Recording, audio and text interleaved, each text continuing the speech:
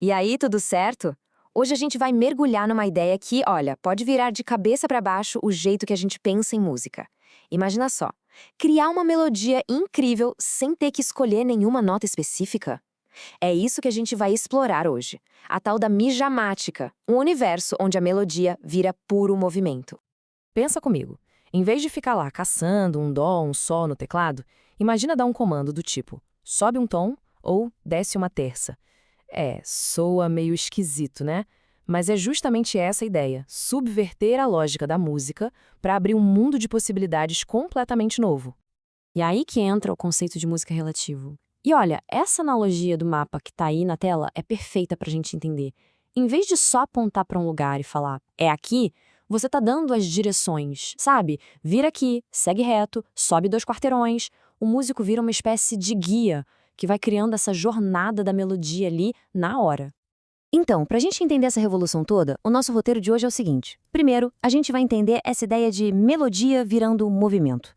Depois, vamos conhecer o gênio por trás disso tudo, o instrumento que ele criou e a prática, que é quase uma filosofia que nasceu a partir daí. E claro, no final, a gente vai ver por que isso tudo realmente importa. Bora lá? Bom, vamos começar pelo começo, né? A grande virada de chave aqui é esquecer as notas isoladas. O que importa não é o que você toca, mas como você chega lá. O foco muda todo para o contorno, sabe? Para a forma que a melodia vai desenhando no ar, quase como uma dança mesmo. Mas claro, toda grande ideia tem um criador, né? Então, quem é a mente por trás dessa abordagem que simplesmente desafia séculos de tradição musical? Chegou a hora de conhecer o inventor. Esse cara aí é o Leon Groenbaum. E olha só que mistura interessante. O cara é formado em matemática por Harvard e, ao mesmo tempo, um músico super apaixonado. Foi exatamente essa combinação que fez ele enxergar a música de um jeito completamente diferente.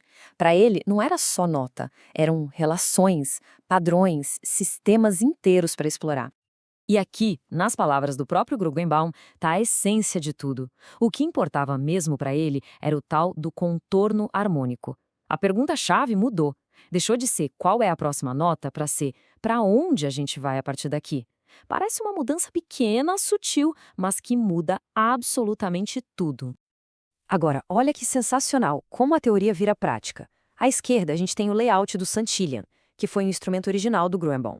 Repara bem, as teclas não são dó, ré, mi, são comandos, tipo MV mais 5, que quer dizer, literalmente, suba 5 passos na escala. E ali na direita a gente vê uma melodia toda quebradinha nesses movimentos. É como se a música virasse uma sequência de vetores, de direções. É muito louco, né? Ok, o Samshilian era genial, mas era um instrumento único, né? Uma coisa só dele. Então, como é que essa ideia tão radical saiu de uma invenção super customizada e chegou no universo da música eletrônica de hoje, acessível para muito mais gente? A resposta está aqui, nesse aparelhinho, um Misha. Em 2022, a Eventide, que é uma marca lendária no mundo dos efeitos, se juntou com o Gruenbaum. E o que eles fizeram foi sensacional. Pegaram toda a filosofia do Samshilian e enfiaram num módulo de Eurorack. Para quem não conhece, a Eurorack é um padrão super popular de sintetizador modular, é quase como se fosse um Lego para músicos. E de repente, esse jeito de tocar ficou acessível para uma geração inteira de novos artistas. E aqui está o pulo do gato. O Misha não é só mais um equipamento. Ele é, na verdade, um ambiente de criação completo. Ele foi projetado para forçar o músico a pensar a melodia de um jeito diferente, com o foco total no gesto e, o mais importante, na escuta ativa. Só que ter uma ferramenta dessas, tão única, não adianta nada se você não souber o que fazer com ela, certo? E é aí que a gente chega na michamática.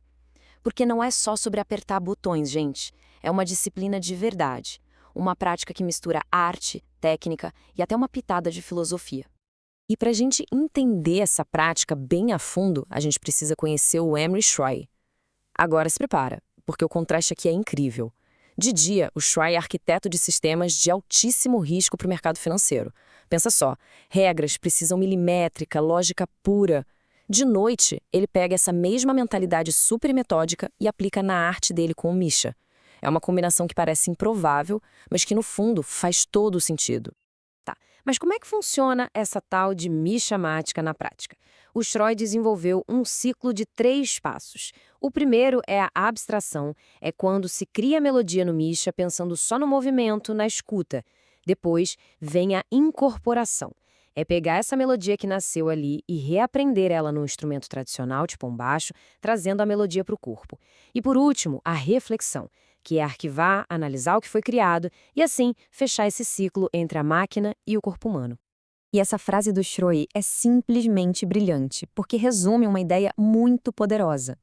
A restrição aqui não serve para prender a criatividade. Muito pelo contrário, ela dá suporte. Pensa bem, as regras funcionam como uma estrutura, um andaime mesmo, que permite que a pessoa se aprofunde na prática todo dia, sem aquele cansaço de ter que reinventar a roda toda vez que senta para criar. Beleza, a gente já viu a ideia, o inventor, a prática, mas agora vem a pergunta que não quer calar. Por que isso tudo realmente importa? Qual é a grande vantagem de pensar a música desse jeito? Bom, a resposta está na quebra de um dos maiores vícios que músicos podem ter. Essa comparação aqui na tela resume a mudança de um jeito perfeito. Olha a diferença. No instrumento tradicional, o foco é na nota, no destino final, e a gente conta muito com a memória muscular. Já no Misha, o foco é todo no movimento. Ele foi feito para resistir ao nosso piloto automático, porque a mesma sequência de botões pode criar melodias completamente diferentes, dependendo do contexto. E o resultado disso? A gente é forçado a estar presente, a escutar com atenção total o tempo inteiro. E essa é a grande sacada de tudo isso. O Misha não é uma ferramenta para ficar repetindo o que já se sabe. É uma ferramenta para descobrir o que a gente ainda nem imagina que é possível. É um convite constante para explorar caminhos melódicos novos, para quebrar aqueles vícios, aqueles clichês que a nossa memória muscular ama repetir. E para a gente fechar, fica essa reflexão no ar. E se a verdadeira criatividade não estiver naquela liberdade total, sem limites, mas sim na beleza e na profundidade que a gente encontra quando explora um conjunto de regras bem definido? É uma ideia para se pensar, né? Valeu por acompanhar essa nossa análise e a gente se vê na próxima.